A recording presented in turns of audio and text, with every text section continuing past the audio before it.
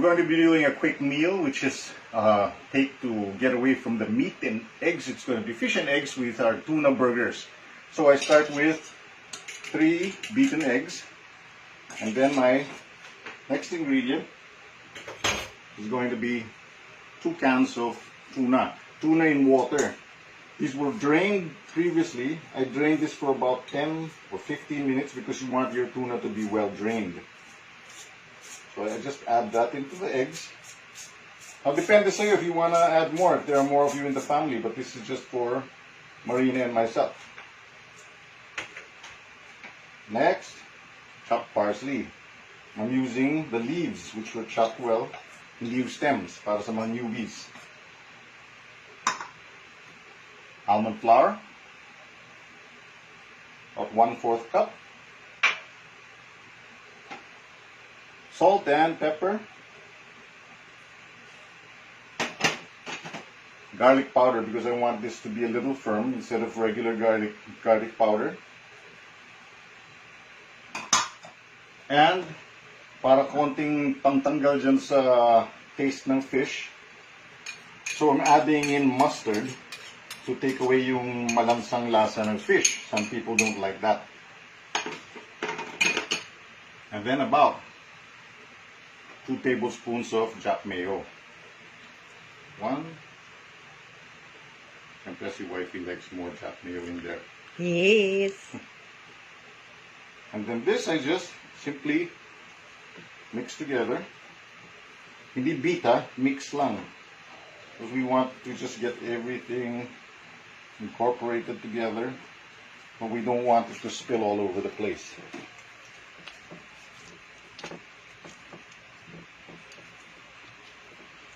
Now yung aking tuna out of the can, after I drained it, I actually took a pair of kitchen scissors and then I cut it para maging smaller yung pieces of tuna. And yan yung consistency. When you do this, you should get these tuna that can hold its shape. Just like that. Okay? So I'm going to set this aside and get my pan ready. And then I'm going to just fry these up into burgers. So, ito na, we let our mixture rest a bit. And yan dapat makuha mong consistency. Yung medyo, it can form a ball, moist ball. And there are many challenges to cooking, especially when you cannot move around pag may assistant ka dito sa baba. Cute. So anyway, when we start frying this, baka alis siya. So with a 1/4 cup measure, si Kitty kasi can smell that may tuna. Sorry, tignan mo ito. Ano ba? Okay, akin na. You can add pampalapot pa and more flavor kasi somebody likes a lot of cheese. You can add some more parmesan into your mixture. Thank and then you. ready na natin to for cooking. So to cook my tuna burgers, I'm going to use my biggest pan because I want there to be enough space to have at least 2 burgers at the same time cooking. And then this I'm going to heat up on medium to high heat, and in that maybe pang a 1/2 inch of cooking oil, yung coconut cooking oil. I want this to be just hot enough para hindi sunog yung mga burgers ko. I'll put this on the stove and then start to heat up the pan and then make our burgers. Okay, so you slowly pour it into your oil. Now the oil, pinainit ko yan kanina.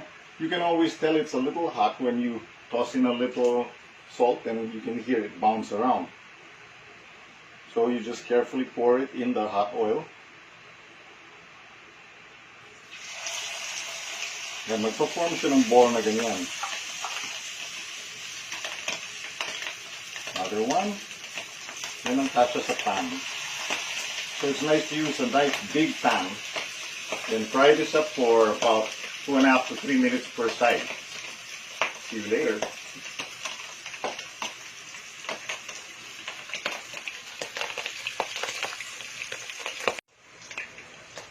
So we just press down the burgers to make sure that the burger gets firm enough so when I'm going to turn them easier. Keep a space between your burgers so that all the sides get cooked evenly. Now you can turn your burger, and you might need to use two kitchen tools so that you can turn your burger nicely without splashing the oil too much.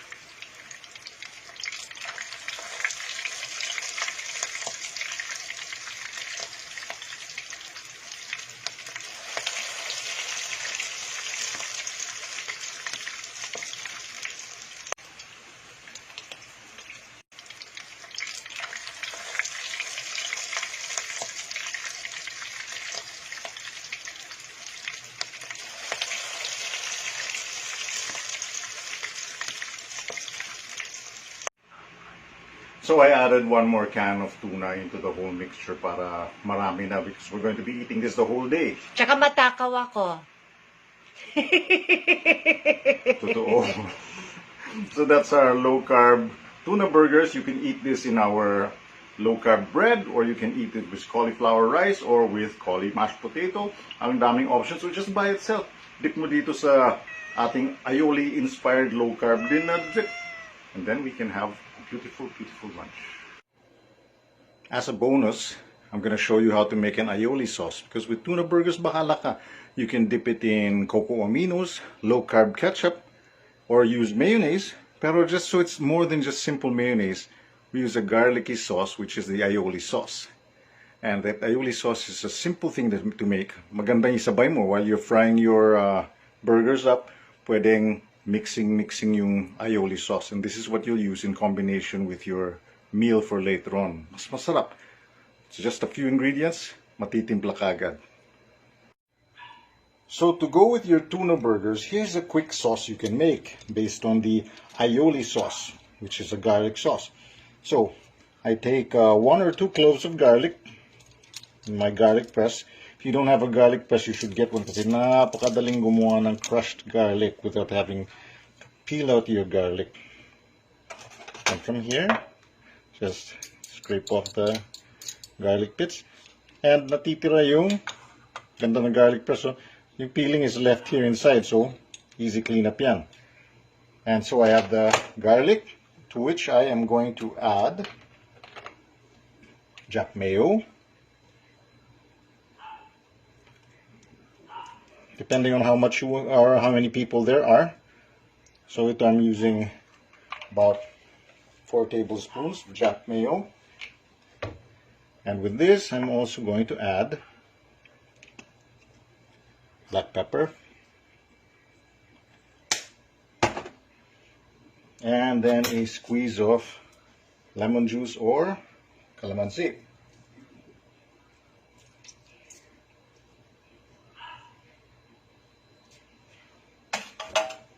Okay, and a very, very tiny piece para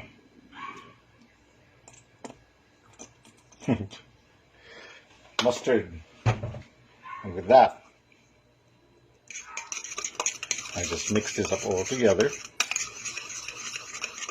It's going to give a nice, pleasant flavor na kukontra dyan sa tuna. This will be very useful to counteract yung fishy taste or yung umay.